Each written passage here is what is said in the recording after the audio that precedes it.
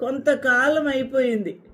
తర్వాత అతడు, నేను దేవునికి భయపడకయు మనుషులను లక్ష్య పెట్టకయు ఉండినను ఈ విధవరాలు నన్ను తొందర పెట్టుచూ ఉన్నది అని ఆమె మాటి మాటికి వచ్చి గోజాడుతూ ఉంది.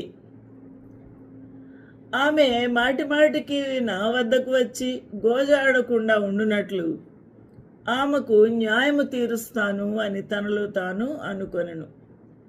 ఈ విధవరాలు గురించి మాట్లాడితే ప్రతివాదికి విధవరాలికి వ్యాజ్యమున్నది.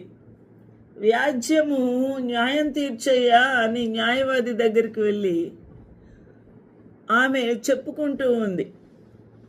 ఆమె తొందర పెట్టుచూ ఉన్నది. మాటి మాటికి ఈ న్యాయాధిపతి దేవునికి భయపడాడట, మనుషులను కూడా లక్ష్య పెట్టడు, అనగా కఠినుడు. అయినప్పటికీ దేవుని భయం లేకపోయినప్పటికీ, మనుషుల భయము మనుషులను లక్ష్య పెట్టకపోయినప్పటికీ కూడా ఆ విధవరాలు ఆ న్యాయాధిపతి వద్దకు మాటి మాటికి వచ్చుట, తొందర పెట్టుచు గోజాడుచూ ఉన్నది. అనగా తన యొక్క సమస్యను వెల్లడి చేస్తూ ప్రాధేయపడుతూ ఉన్నది. గోజాడుట అంట బతుములాడుకునుట, తన సమస్యను మాటి మాటికి వివరించుట, మీరు తప్ప నాకు న్యాయం చేసేవారు ఎవరు లేరు అని బతుమాలుకొనుట గోజాడుటకు సాదృశ్యంగా ఉంది. అందువల్ల కఠినుడే అయినప్పటికీ కూడా అతడు ఒక తీర్మానము తీసుకున్నాడు. ఆమె గోజాడకుండా నా గుమ్మం మీదకి వచ్చి ఆమె మాటి మాటికి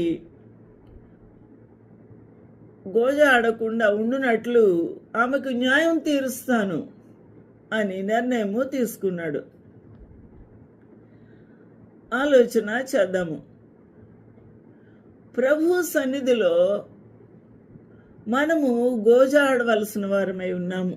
కఠినమైన సమస్యలు సమాధానము దొరకనప్పుడు ప్రభు సన్నిధిలో మనము సరిచేసుకుంటూ తగ్గించుకుంటూ అవిధేయతను ప్రభు వద్ద ఒప్పుకుంటూ మనము దేవుని సన్నిధిలో గోజాడవలసిన వారమై ఉన్నాము. మాటి మాటికి ప్రభు వద్ద, ఆయన పాదముల వద్ద బతుమాలు కొనవలసిన వారమై ఉన్నాము. మాటి మాటికి తెలియచేయవలసిన వారమై ఉన్నాము. ప్రభువుకు ఒక్కసారి చెప్పితే సరిపోతుంది, కానీ ఎందుకు మాటి మాటికి మనము గోజాడాలి? అనగా మనము సరిచేసుకో